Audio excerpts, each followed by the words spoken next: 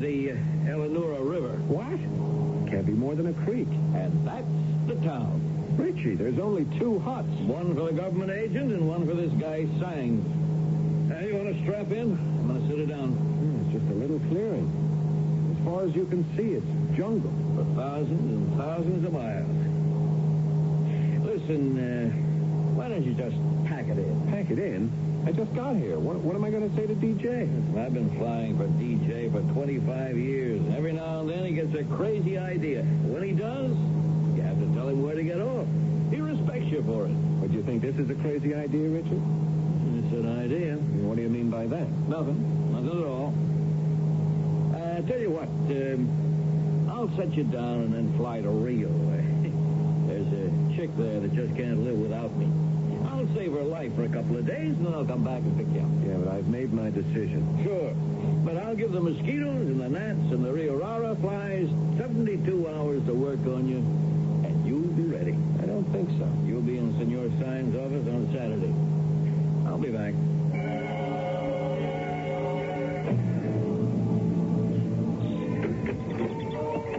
Signs, you old gun runner. Hey, Richie, amigo. You know I have not run the gun for 25 years. Well, whatever you're running, how you doing? You have not come all this way to listen to the travels of science. Sure. Also, I promised your guest I'd stop off and take him back home. Senor Auditor, he is examining now the instruments. He is preparing the equipment. A most serious person.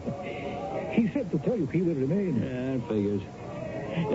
What's this about gold in the interior? Who can say? Why do you think he was sent here? I would say he was sent here for the purpose of not coming back. Yeah, that's what I thought. A woman? How'd you guess? What else would he have that DJ would want? Listen, Signs, don't let him kill himself. What's to be done if a man is foolish enough to leave his wife? Look, you and I, we're getting older. We close our eyes to a lot of shady stuff GJ pulled here and there along the line, but when all's said and done, we may have to answer to someone someday. My friend Richie, are you drunk? No, Signs. And that's what scares me. Then, I too am frightened. 6 months. A year from now, tops. DJ will get tired of her. He'll dump her. And then where'll she be? At least, let her be able to go back to her husband. Yes, amigo. I agree. Now, see if you can figure a way to keep him alive. We could tell him the truth. Oh, no. That would kill him, assuming he believed it. Well, do not have fear. I, Science, will think of something.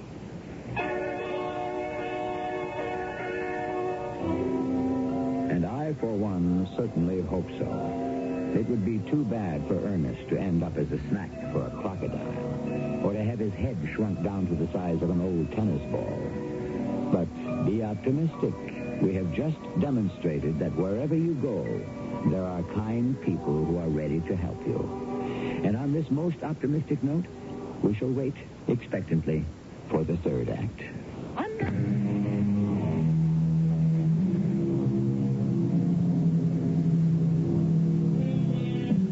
Every parting gives a foretaste of death.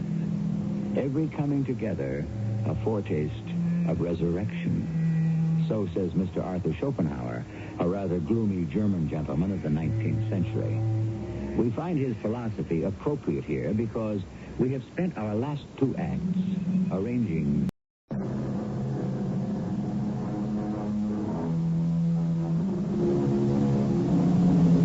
Come in.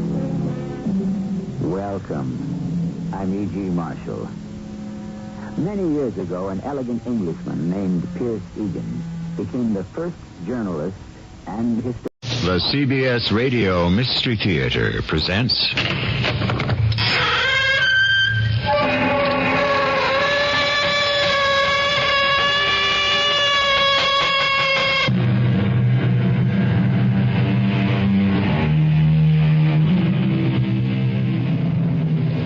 Come in.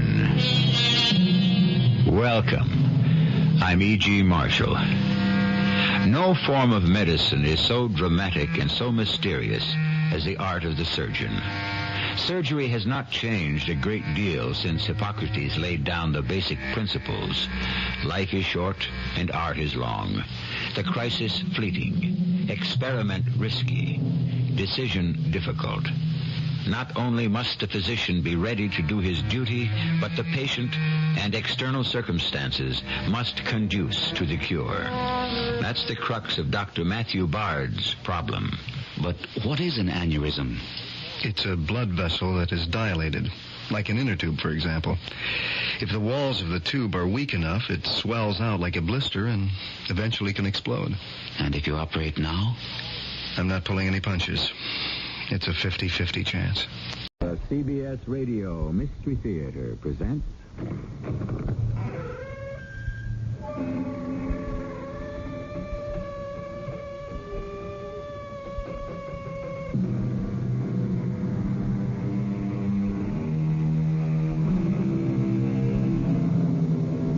Come in. Welcome. I'm E.G. Marshall. Tell me the truth. Are you sensitive, impressionable, tender-hearted? Squeamish, maybe? Are your sensibilities easily offended? Are you fussy or persnickety? If you are all or any of these things, perhaps you had better not listen to what follows, for the tale we are going to tell you is aptly called a horror story. Take them back. Take back these slippers. You don't like them? They are bewitched. But they're so beautiful. They are cursed. They are the spawn of Satan. Take them back.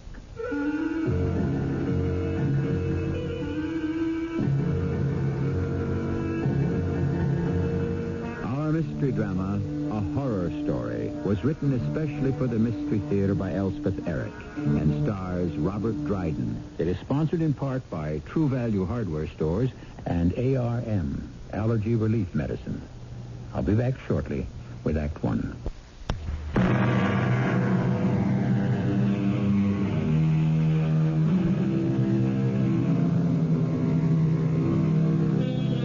You have been warned. You're about to hear as dreadful a tale as has ever been told, appalling in its frightfulness. So pause a moment. Think hard whether you're able to endure it. If you have qualms about listening, turn to something sweet and soothing. But I urge you to gather your courage and listen. Nothing on the first floor. Nothing on the second. Only the third floor remains to be explored. Why do I bother? Why do I persist? Well, if anyone cares, this place fascinates me. Has for 20 years. Ever since I first came to New Orleans in 1829 and saw a crowd of frightened people gathered outside this building on Common Street.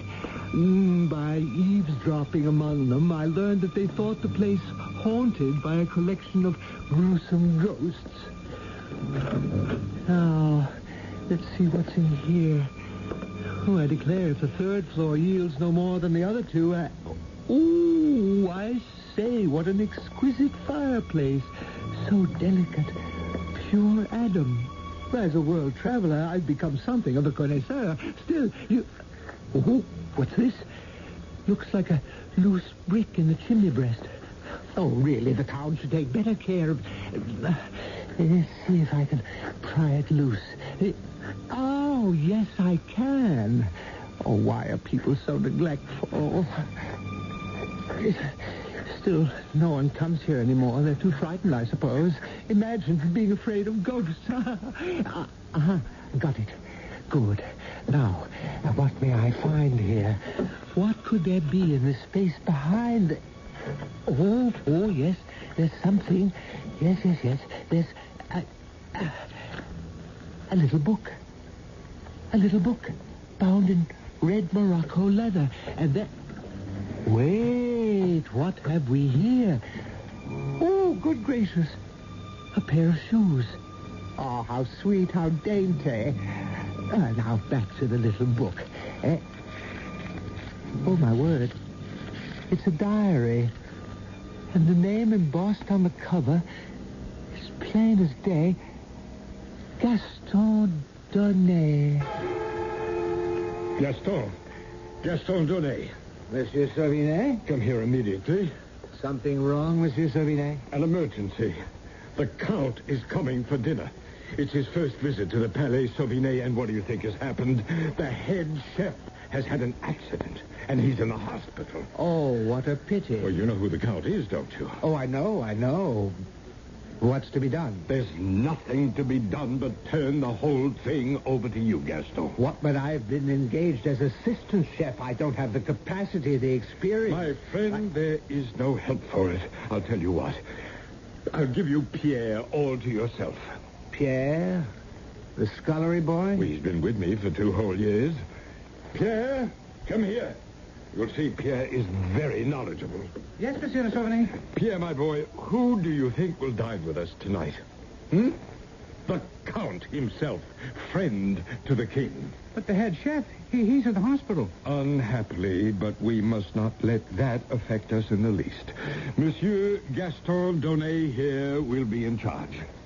Oh. And you, Pierre, you ought to leave everything else to others and devote yourself to him. Do you understand? I understand. Now, what shall we prepare for the Count, huh? Perhaps a leg of lamb Eslington with the proper vegetables? A Normandy sole before that. Oh, and for his particular pleasure, truffles served in the silver cocotte and wrapped in our finest linen napkin. Oh, the poor Gaston Donnet, poor chap. It's no small thing to prepare a superlative dinner for an important client. I know. I've wandered the world. I've been in Paris, more than once. Well, let us read on in the diary what happens next. When the Count has eaten his dinner of truffles, of Normandy sole, of lamb Eslington, and all accompanied with the best wine, and all finished off with an exquisite plum brandy, what then? Success, Gaston. Oh, what a great success. I'm so happy, Monsieur Sauvinet. He raved about the souffle. He was ecstatic over the leg of lamb. He all but kissed the vegetables.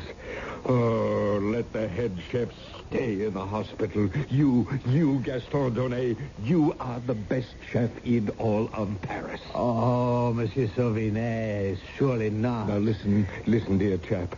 The Count intimated to me just before he departed. He plans to come back soon. It's too much. Dry your eyes and get on home, because that's where I'm going. Pierre? Monsieur? You'll close the place, won't you, so that our heroic friend here can go home? Yes, Monsieur Sauvinet. Then good night, my valiant Gaston. Good night until tomorrow. Good night. Oh, what a glorious night it has been. Aren't you going home, Monsieur Donnet? What? Home? To tell your wife about your success. I have no wife. Oh, there must be someone you can boast to. Monsieur Sauvinet said the Count adored the souffle and the lamb. All but kissed the vegetables, he said. But he said nothing about the truffles. No, he didn't. The beautiful truffles in the silver cocotte. Pierre, did the Count enjoy the truffles, do you think? Well... If so, why didn't Monsieur Sauvinet mention it? Well, they were a little overcooked. Overcooked? You said overcooked? I heard the Count remark to his lady friend that they were slightly overdone. After all, they require only 7 to 8 minutes in the oven, and yours were in there for 10. That's not so. That's not so. Oh, yes, I noticed. At least 10 minutes. Why, you dirty little beggar. Why, keep away from me. Keep away from me. So, That knife. No, the knife. Put down the knife. Well, Please. Oh, you killed me. Piece of dirt. Nothing but a piece of dirt. Absolutely incredible. Fantastic. Oh, my, I'm not at all sure I should let you hear this part. It's well, we've read this far together, and I know you're perishing to find out what comes next, so... All right.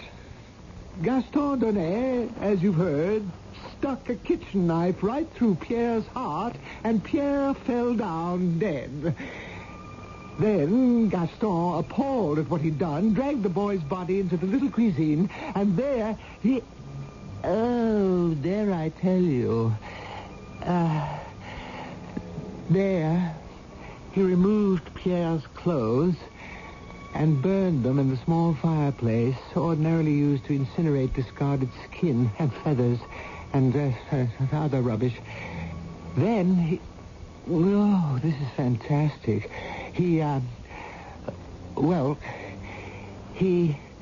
dissected and dismembered the body and removed every last bit of flesh.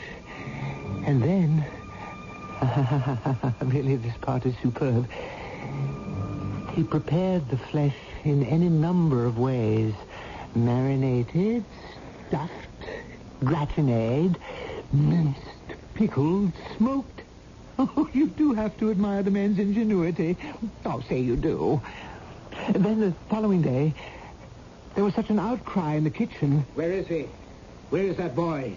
Where is that good-for-nothing boy? Gaston, heaven's name, what's the matter? Stupid upstart. Pierre never showed up, Monsieur Sauvinet. I've waited all morning. I've searched the place. No sign of him. No word from him. Nothing. Gaston, calm yourself. What am I to do without a scullery boy? I shall find you a scullery boy. Within the hour, you shall have a scullery boy, and a good one, too. Because you know what? The Count is repeating his visit. The Count? Yes. He's enamored of your cooking. Who knows? One day he might invite the king to be his guest. Would he come? Who knows? Now, what shall we serve the Count tonight, huh? Monsieur Sauvinet, is it true that the Count did not appreciate my truffles? I heard something to the effect. Oh, that was nothing. A trifle overcooked, he said, but it was nothing. Now, for this evening, first, some scampi, perhaps? Leave the menu to me, monsieur. I shall prepare something incomparable, something new. You don't want to tell me what you have in mind. I want to work from my own inspiration, my own invention. I want it to be a surprise. Oh, I don't have to tell you, do I?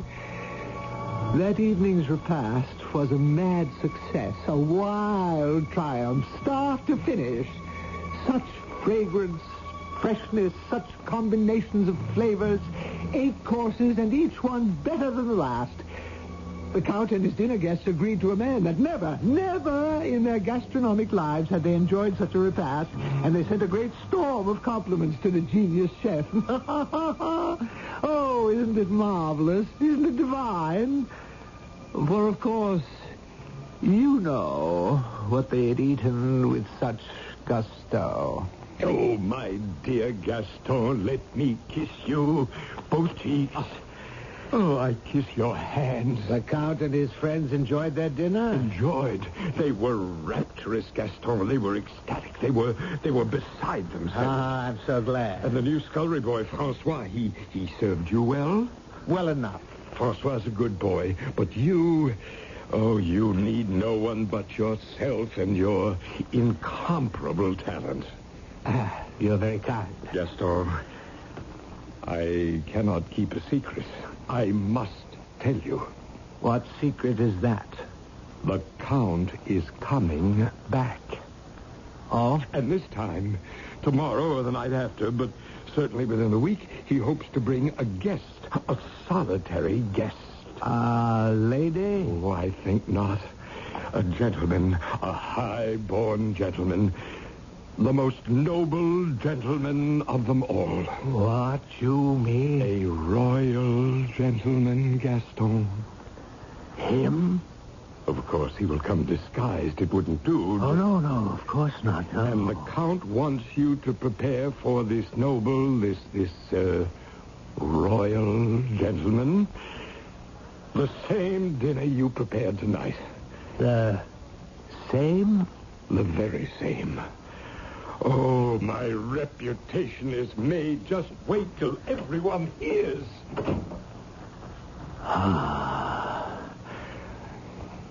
Francois? Francois? Come here, my boy. Oh, and bring the large mallet with you. The one we use to hammer out the scallops. Oh, yes, that's the one. Hand it over.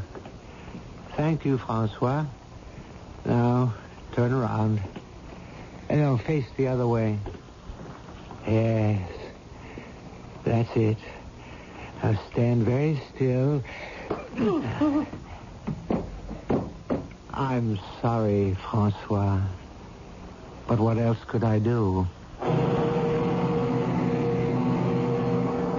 It doesn't say in the diary if the Count's guest was actually the king himself, although it does say that both gentlemen enjoyed their dinner immensely and sent the most effusive compliments to the chef. However, according to what it says here, shortly thereafter, great outcries were raised by the mothers of the two vanished boys, and Gaston Donnet suddenly left Paris, never to return. Which is quite understandable, wouldn't you say?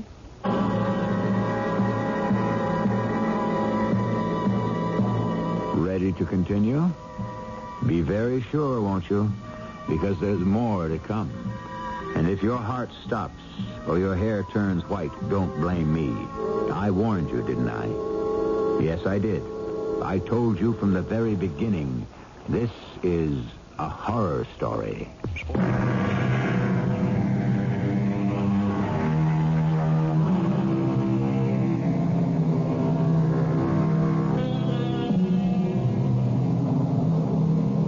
Shall we proceed, sweet ladies, kind gentlemen? Remember, this tale has come down to us in the form of a legend, built little by little by one storyteller after another, each one delighted in what he had been told and then added whatever provocative details he thought might captivate his audience and seduce it into listening longer. That is, after all, how legends have come into being since the world began. Ready for the diary again, And for a change of scene? In 1829, New Orleans was already a fair city and a prosperous one. A proud and stylish and extremely forceful man, Mr. Poncet, was the leading citizen of New Orleans. And into his office one day stepped a sturdy, aggressive man who looked to be about, 50 years of age. Mr. Poncet, I believe. The same, sir. And whom do I have the pleasure of addressing? My name is Ferraud, sir. Lucien Ferraud. A stranger to New Orleans? Well, not completely, sir. I have been plying my trade for some months. And your trade is? I am a shoemaker. You mend shoes, do you? No, I do not mend shoes, Mr. Poncet. I make shoes by hand. I cut every piece of leather. I sew every stitch with these two hands. I see. Well, now, what can I do for you, Mr. Ferraud? Everyone tells me you are the most influential man in New Orleans. I want to buy that building on Common Street. Which one do you have your eye on? The one with 3 stories, 6 chimneys.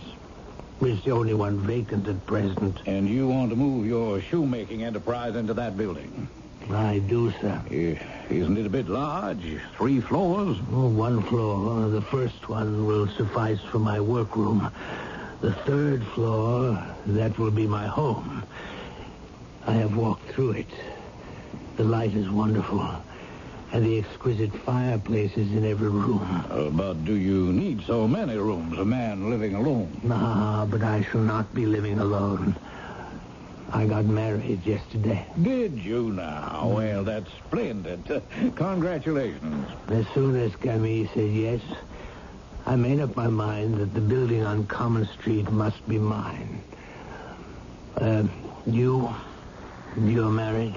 Alas, I am a widower. But my beloved wife blessed me with a daughter. My angelic Monique, who is more precious to me than all the world's treasure. Of course. How old is Monique? 17 in a few months. Soon she will make her debut. Oh, how splendid. It will be splendid, I promise you that, sir. I'm willing to spend half of all I've got to see that she's introduced to society in the grand style. Perhaps when she has chosen her gown and had it made, perhaps you would come to me for the shoes. Perhaps I shall. By the way, Ferrot, what do you propose to do with the second floor? You'll have your little shop on the first, you'll have your living quarters on the third, but what about the second? What'll you do with that? Oh, I'll find a use for it. Things are settling down. Quite a prosaic little diary, after all. There are lots of mundane details I won't bother to pass on to you, all about Ferrot fixing up the top floor, this very floor which I stand on now, and moving in with his rather colorless wife, Camille. Grandiose claims of how his shoemaking industry flourished, a lot of petty boasting that you wouldn't be interested in. But now... yes, here it starts to get interesting again. You like this part, I think. Good morning, I was looking for Mr. Lucien Ferrot. Is he here? He's gone out on an errand. But he will be back. He didn't say when. Oh. I wanted to ask him to make something for me, something very special for my daughter, Monique Ponce. You work here for Mr. Ferrot? I'm his wife. Oh, I'm sorry. I didn't realize. I haven't had the pleasure.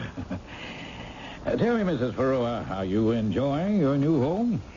It's very nice. Your husband's fame is spreading, all over New Orleans. So he tells me. Everyone says his slippers are the softest, the most pliable, so flexible. The ladies who worn them say they can dance all night and on into the morning. So I've heard. I'll tell you why I'm here, Mrs. Ferrot. I wanted to order a pair of his wonderful slippers for my daughter, Monique. Look here, I brought a swatch of the material her dress is to be made from. My daughter has dark hair and dark eyes. Well, you can see. This is the material. Damask, isn't it? I believe that is what they call it.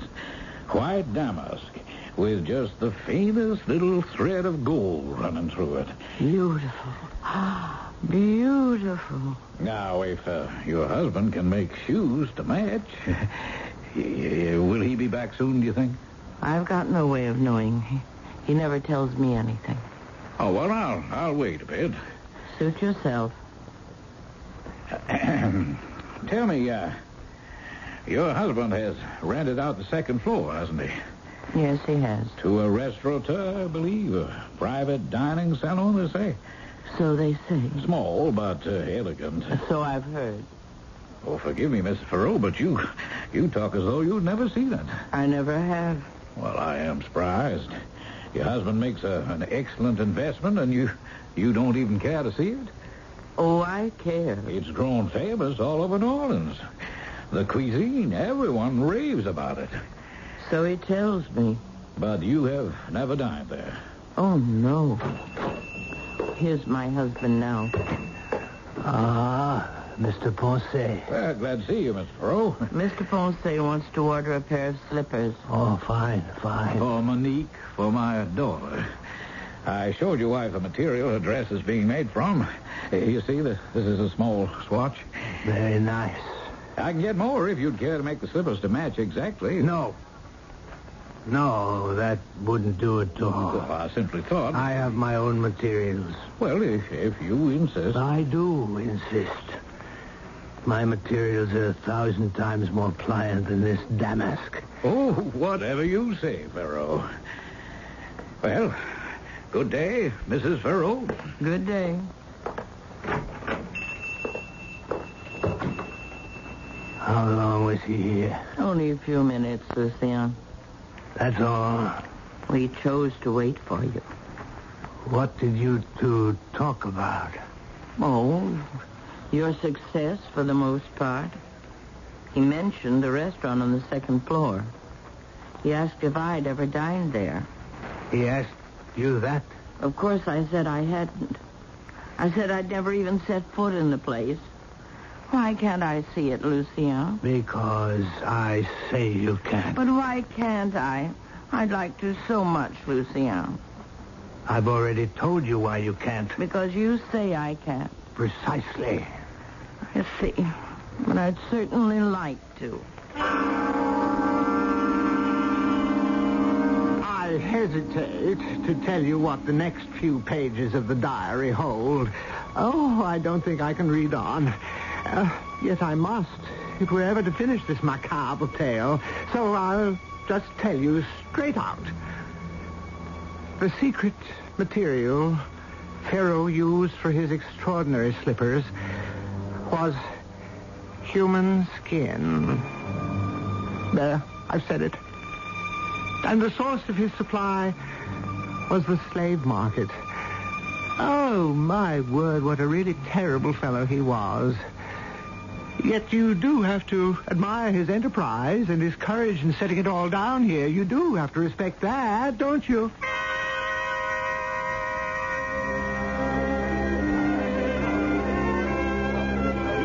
Yes, sir? Do you have a reservation? Oh, yes. The name is Ponce, table for two. Ah, may I show you to your table, Mr. Ponce? I suppose you might as well, but keep an eye out for my daughter, will you? We're dining together. She has dark hair, dark eyes, and she'll arrive alone. I'll watch for her and bring her to you. Ah, here's your table. Can I order you an aperitif? Oh, no, thank you. I'll just wait for my daughter. As you wish, sir. My appetite has been whetted by what I've heard of your cuisine. I'm looking forward to... I beg your pardon. I think I see a lady alone. It could be your daughter. Monique. Her name is Monique. Good evening, madame. You're expecting a gentleman? No, I'm by myself. I just wanted to see what it looks like. The management does not permit ladies unescorted. Are you the owner? I am the owner. Now, if you please... Lucien Ferraud's my husband. He's your landlord. I cannot permit you to stay. He owns this entire building. It's his shoe shop on the first floor. I help him there sometimes. And we live on the third floor. But I've never set foot on this floor, and I thought... Absolutely impossible. If I could just look in this once.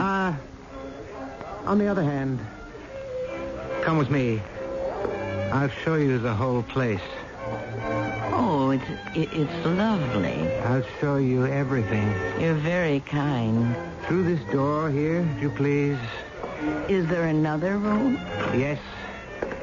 Through here. Oh, but... Gone. But I don't...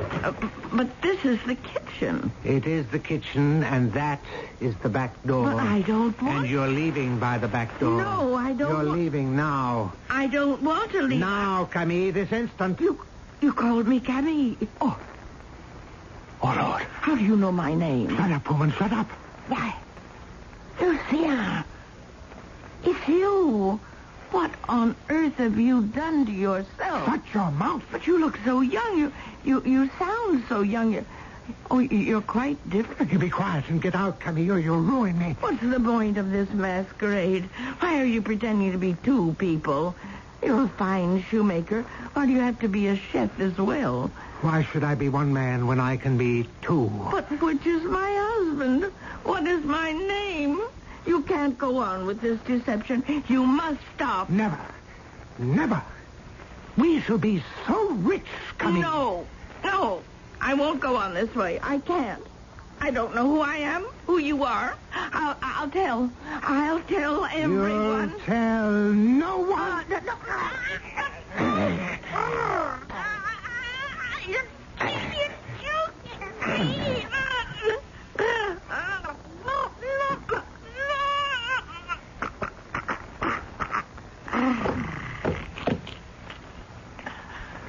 Oh, Camille. Poor Camille. Why did you do it? Why did you come here? Just when everything was going so well.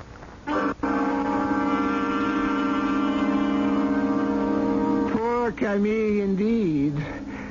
For her desperately ambitious husband strangled her right there in his own kitchen. And then... Oh, merciful heavens, I hate to tell you what comes next. What it says here. As he looked around him, and the pots and the pans and all the accoutrements of his profession, the thought crossed his mind that... Oh, how can I say it? He thought to himself, what a fantastic dish I shall serve my customers tomorrow night. And for my own part, I am perfectly content that such should be the case. I'll be back shortly with Act 3.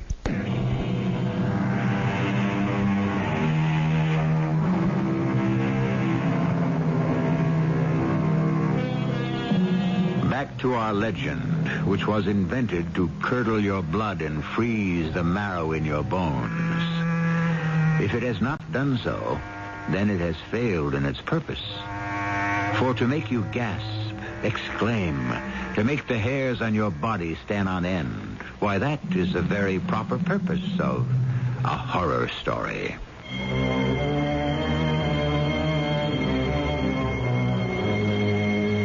Oh, I'm feeling better now. Able to read on, I think. There's a passage here that reveals what you must already have guessed. The proprietor of the restaurant on the second floor was not only Lucien Ferraud, he was likewise Gaston Donnet from Paris. Oh, dear me, how things have turned around in this world. It's enough to make one's head spin. Well, anyway, the diary goes on quite calmly for a while, and then... Ah, Mr. Ferraud. Mr. Ponce, welcome to my little shop. You're looking extremely well. Oh, thank you. I never felt better. And your charming wife, is she doing well? Satisfactorily, thank you. I'm sorry not to see her. She's elsewhere. You know, it was to your wife that I first showed the little swatch of damask. She admired it so much. And I told her about Monique's debut. She seemed most interested. Yes, I'm sure she was. Oh, yes, we had nice little chat. We spoke of your tenant. My tenant? The man to whom you let the second floor. Oh, yes. And the restaurant that he opened.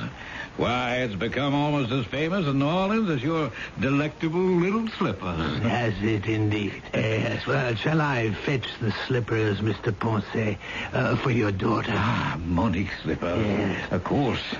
That's what I came for. I have them right here. Here they are. Oh, Mr. Ferraud. Oh, my friend. You like them? Like them? I have no words to convey what I feel. How white they are. How pure and white. Yes. Oh, they are like jewels. Royal jewels. I call them my masterpiece. Has your wife seen them? Emmy? No. I haven't shown them to her. It'd be so nice if she were to come in right now. That is unlikely. Before I take them home? You might have a long wait.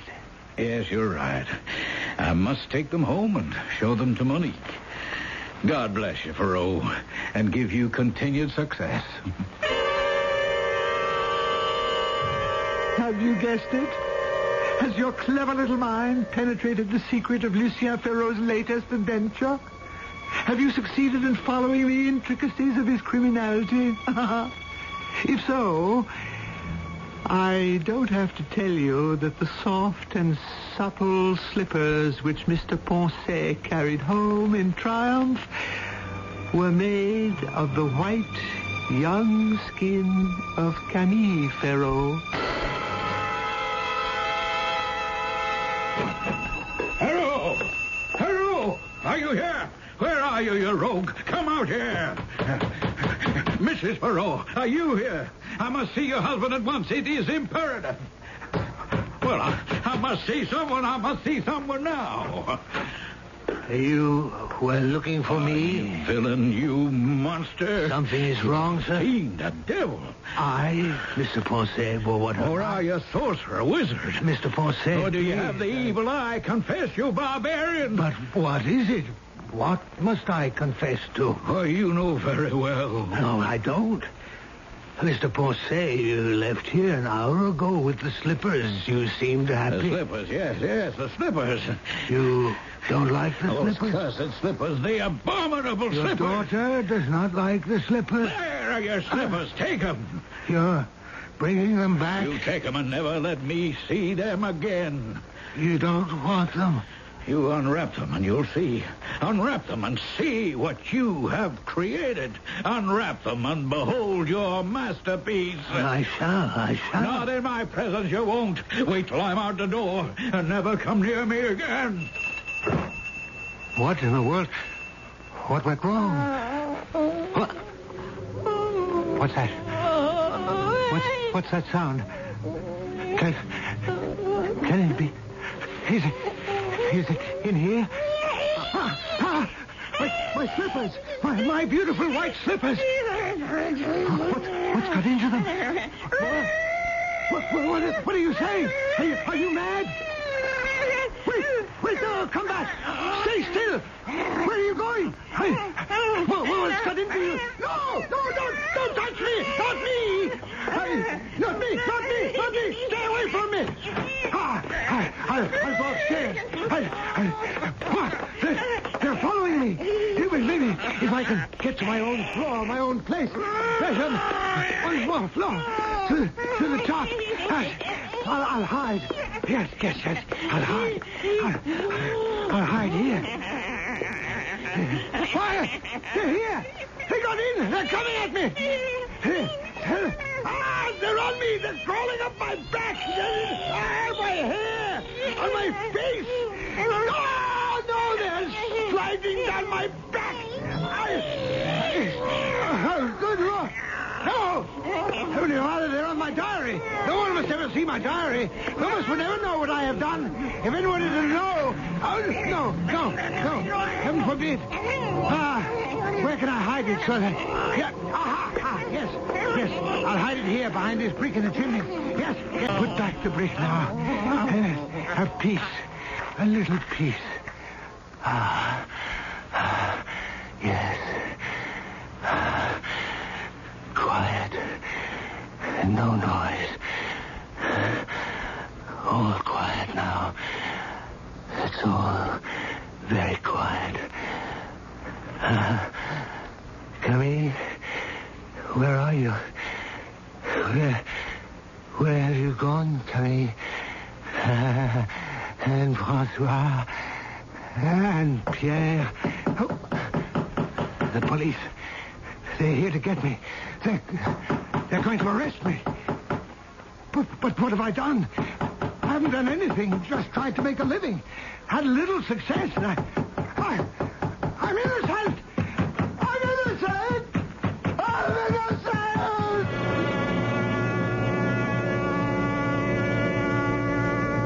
Dear friends and citizens, may I have your attention? I know you expect from me some explanation of what was found in the place on Common Street a few weeks back. The authorities have said that I might tell you all that is known, though how it all came about is a matter for conjecture.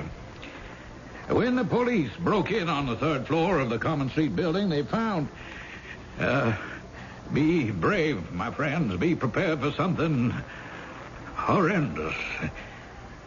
They found a dead man. They think they recognized him as the owner of the building, though, to be brutally honest, they could not be absolutely sure because the body, good people, had been skinned. Yes, my friends, they have concluded that this poor man went mad.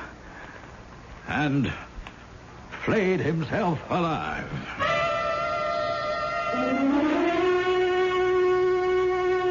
I know what you're saying to yourself. Yes, I do. You're saying, how could he read all that last part in the diary? How could anybody have written it down with the slippers carrying on like that? It's impossible. Well, you're right. The reason I know what happened is that I am Gaston Donnet, later Lucien Ferraud. That is to say, I am his astral, his etherical body, vulgarly called a ghost. So I know all about it. Oh, and that banging at the door that poor Donnet Ferraud thought was the police? No, not so. It was two ordinary men who knocked. One wanted to buy the restaurant for an astronomical sum. The other had come all the way from Paris. A certain wealthy count had died and left a quantity of money to Gaston Donnet in memory of a marvelous meal he had cooked for the count some years before. All that work for nothing. Where did I go wrong? Where?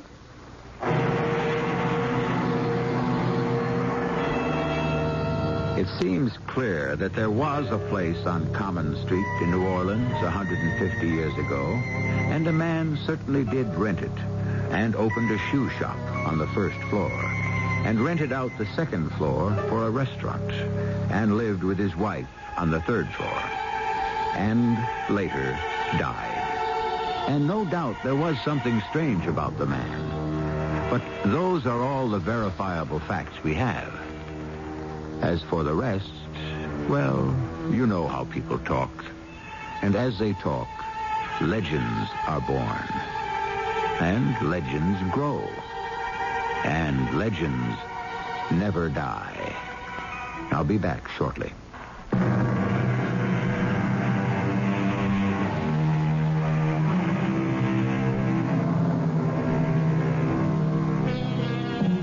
The horror story in modern literature started with The Castle of Otranto, written by Horace Walpole, quickly followed by The Mysteries of Udolpho by Anne Radcliffe. Honoré Balzac took up the form and improved on it in France. Bulwer Lytton rivaled him in England. And in America, it was brought to a peak by our own Edgar Allan Poe. Let's face it, the horror story is here to stay. Our cast included Robert Dryden, Mary Jane Higby, Ian Martin, and Arnold Moss.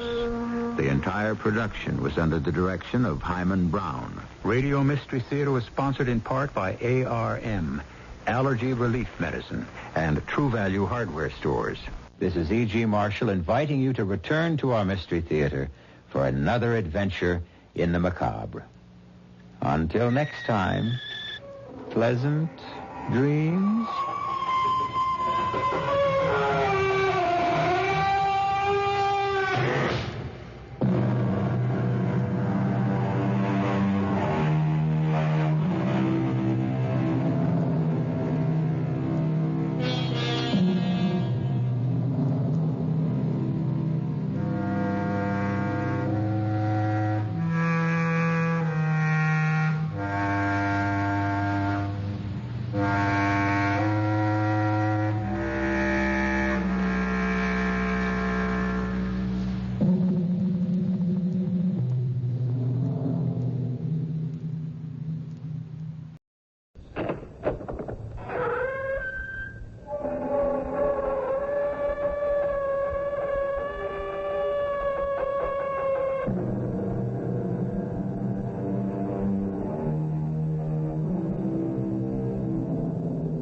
Come in. Welcome.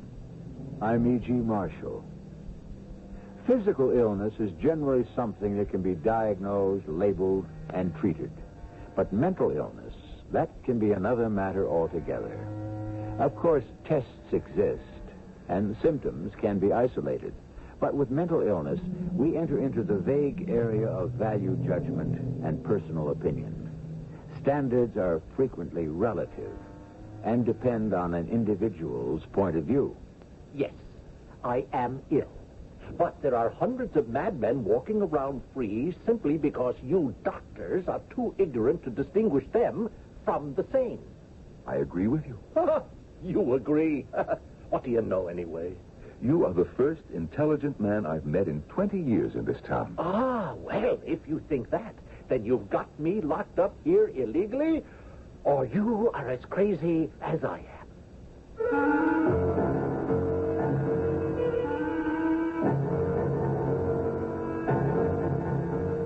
Our mystery drama, Ward 6, was adapted from a short story by Anton Chekhov, especially for the Mystery Theater, by Percy Granger. It stars Norman Rose. It is sponsored in part by Contact, the 12-hour cold capsule, and True Value hardware stores. I'll be back shortly with Act 1.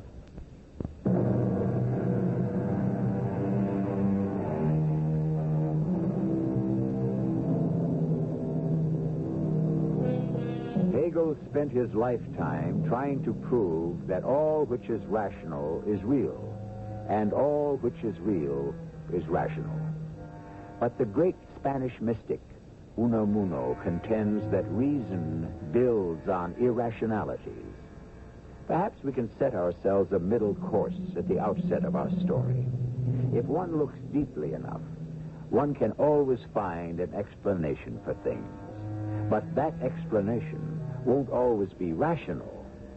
It may be banal or bizarre, or it may be both. We're in a small village in the Russian heartland of the last century. My name is Dariushka, and I don't understand anything. I readily admit it, though I doubt that makes me better than anyone else. For 20 years, I was the housekeeper for Andrei Yefimych, a doctor who was once in charge of our local hospital. The doctor was a good man, and he had noble intentions, so how could such a thing have happened? Well, I remember when he was first appointed to his position, the mayor himself showed him the hospital. Well, Doctor, there you have it. Now, what do you think? I think some improvements will have to be made. No doubt, no doubt. I noticed filth and vermin everywhere. The attendants sleep in the wards. The superintendent's wife uses the bathtubs for storing potatoes. There's not a single thermometer and only 2 scalpels in the surgical room. Well, it may be as you say, of course. I have no experience with medicine myself. This is just what we need, you know. Young blood, a fresh point of view. I think that I've seen enough for one day. Oh, but there is still one more ward. It's in the annex out back. It's Ward 6. Oh? What patients are kept there? The insane.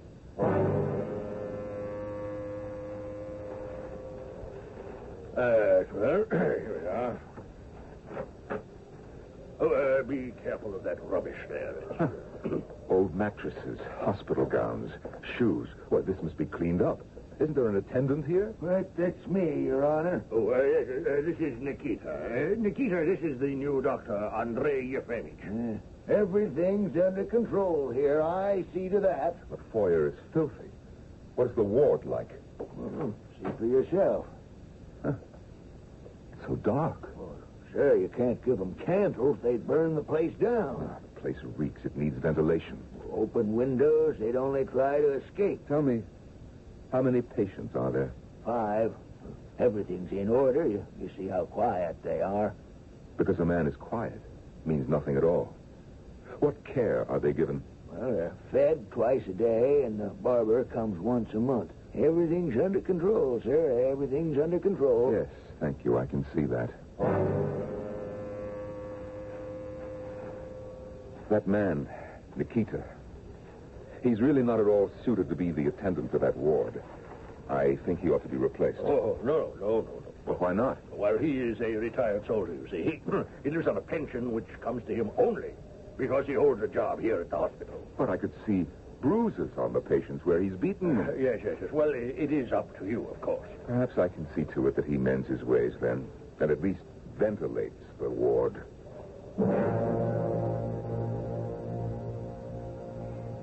At first, the doctor was a very hard worker and saw patients from morning till night. And he was honest, too, no question about that. The only person in the whole village whose presence didn't irritate him was Mikhail, the postmaster. Mikhail wasn't especially well educated, but he was the best the town had to offer. And he came to see the doctor almost every evening. Hello, here I am. What a day.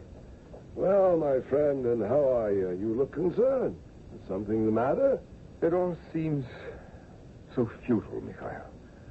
I just had 2 new cases of instruments installed in the surgical ward, but I can't see what earthly good they'll do unless the ward itself is kept cleaner.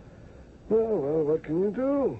The town is too poor to support a decent hospital without help from the district. But the district refuses to build a new hospital on the ground that we already have one. Well, look at it this way. Who uses the hospital? Only working men and peasants, and they've got nothing to complain about. They'd be worse off at home. In theory, a hospital exists to cure disease, not spread it. I give orders, yet they never seem to be carried out. Daryushka.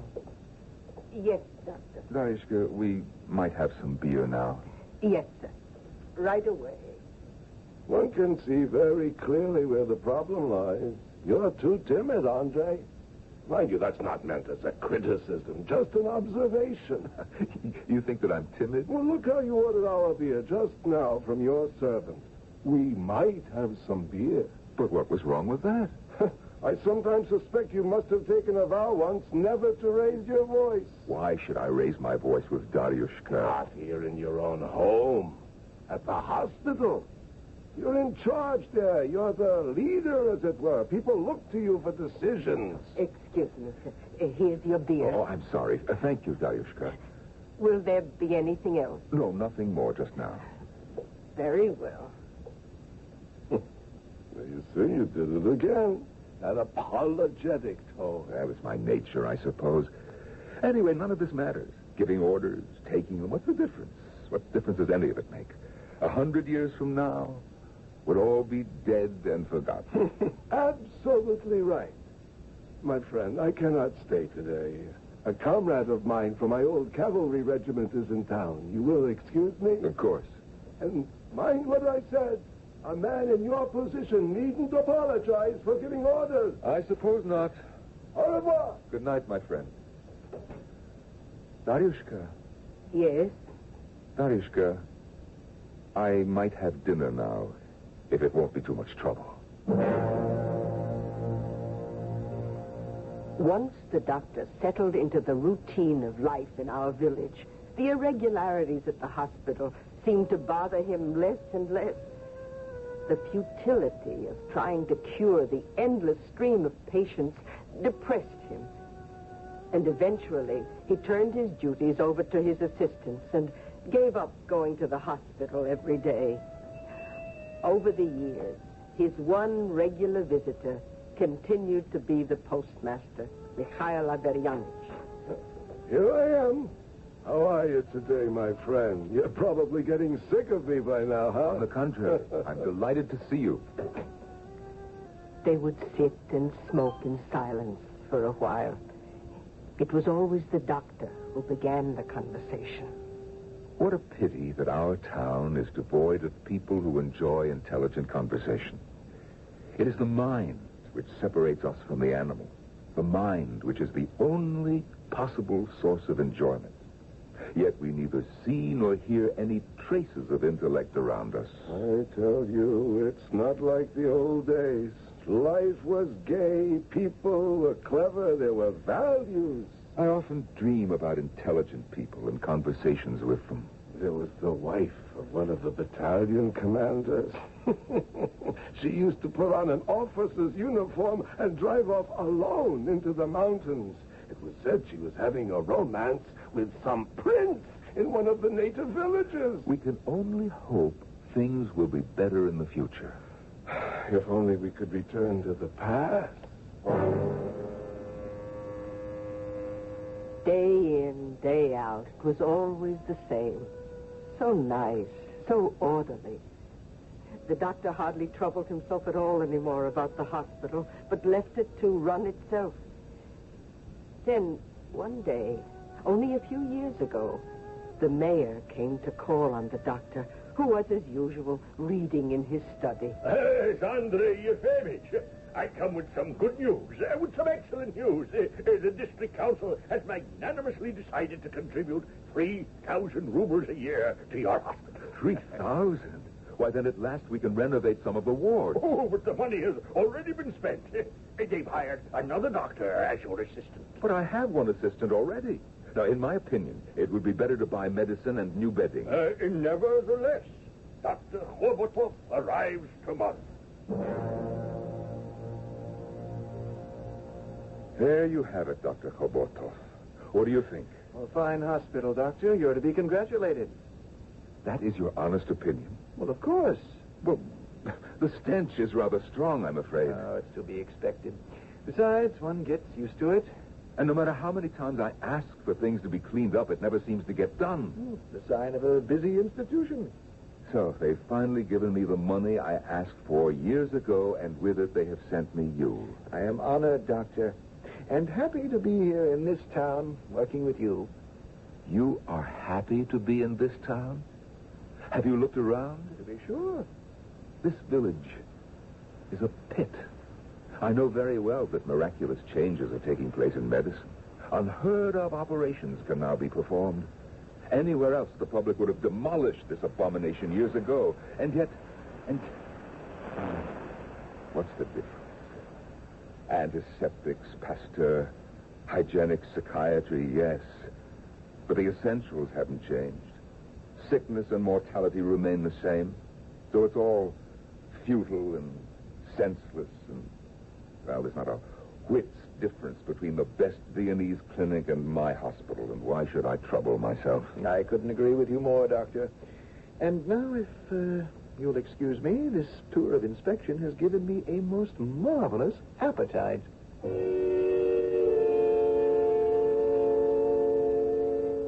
And then, only a few months ago, the rumor began. A strange rumor. Dr. Andrei Yefimich has begun visiting Ward 6. That's the annex out behind the hospital. The lunatic ward.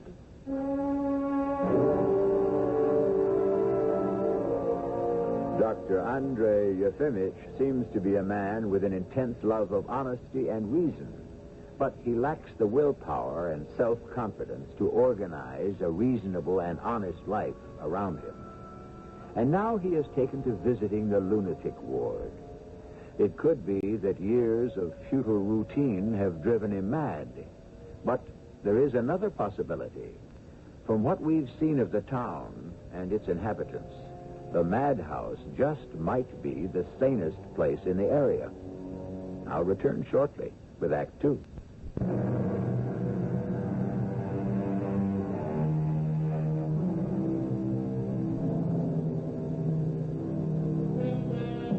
A mind is neither water, shell, skin, nor fire, says Edward Dahlberg. It is good and then evil, savage and then domestic.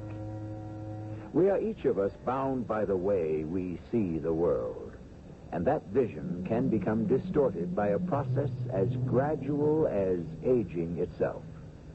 Indeed, it is possible to lose one's grasp of reality, not in any cataclysmic fashion, but step by step, and not only by wrong actions, but by no action at all.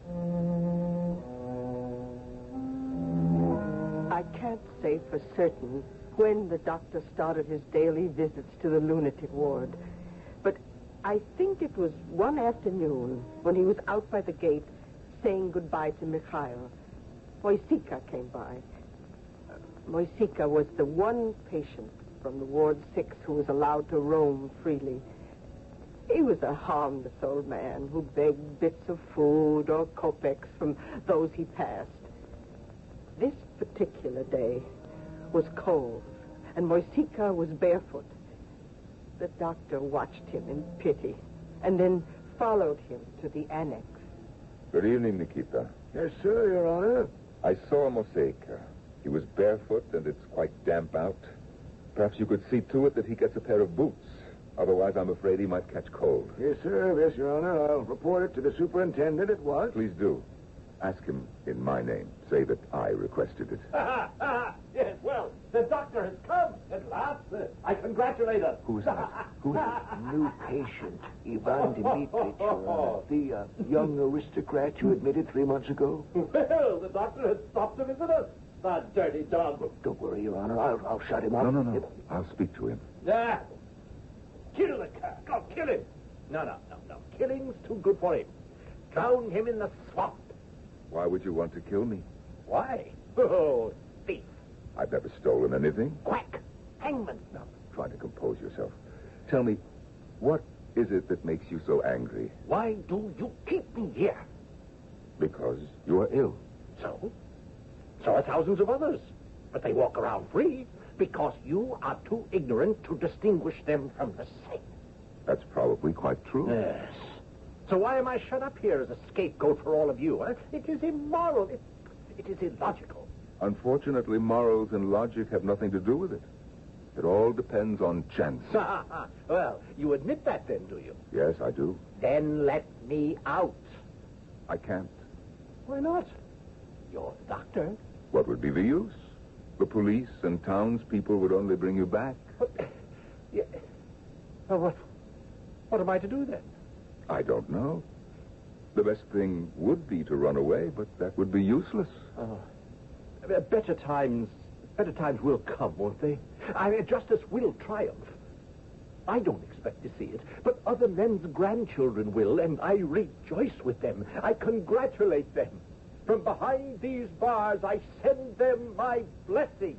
I see no reason for rejoicing. Even if we do away with prisons and asylums, the essence of things won't change. People will still fall ill, grow old, and die. We'll all end up the same, in the coffin or the pit. And immortality? I don't believe in it. You're an educated man. Yes, I attended the university. Why are you here? I have a persecution mania. In any case, you know how to think. That's what's important. You can find solace within yourself. Oh, I love life. I love it passionately. Give me news of the outside world. Tell me, what is it like in town? The town? Well, the town is insufferably boring. There's no one to talk to. No new people, except a young doctor by the name of Khabotov. Yes, I met him. He is a boor. Oh, no. Well, yes, he is.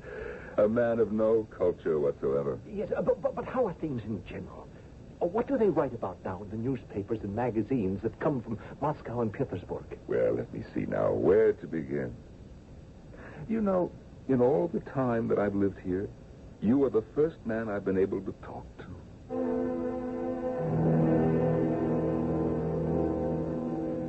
Good day, Ivan Dmitritch. How do you feel today? You won't get a word out of me. Well, that's strange. You think that I'm a spy? Spy or a doctor. It's all the same. Doesn't it follow, then, that there's nothing to be afraid of? It has been so long since I've lived like a human being. It is unbearably foul in here. But is there any difference, really, between a comfortable study and this ward? Contentment lies within man, not outside it. It's all in the mind. Marcus Aurelius said pain is merely the representation of pain. Change the image, reject it, and the pain will disappear. And I must be an idiot. One must strive for a comprehension of life. That's all. Well, why do you consider yourself an expert on suffering, huh? Have you ever suffered? Well, As well, no. For more than 20 years now, you've worked here as a doctor. You have a servant, a free house, and the right to turn all your duties over to your assistants. You beguile yourself with all kinds of nonsensical thoughts. Strive for comprehension. No difference between this ward and a warm study. You've never seen life. This isn't philosophy. It's laziness and mental stagnation. You know, I must confess that talking with you gives me great pleasure.